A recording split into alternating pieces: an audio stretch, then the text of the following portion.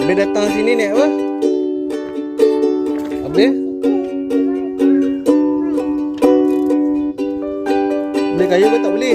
Tak boleh sorong. Tak masuk longkang.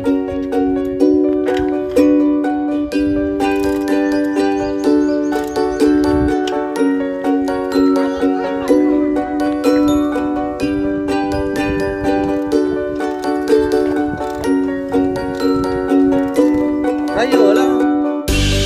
Ayah lepas. Habis tu lah. Kalau dah boleh asal.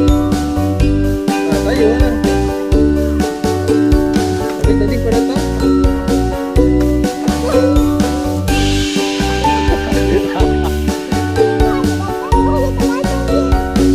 Habis kau datang tadi macam mana? Jalan.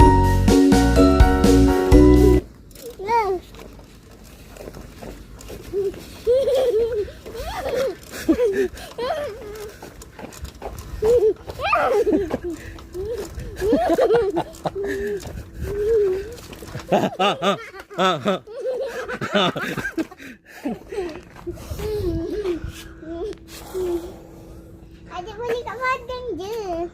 Tolak masuk nak pergi sekolah dah.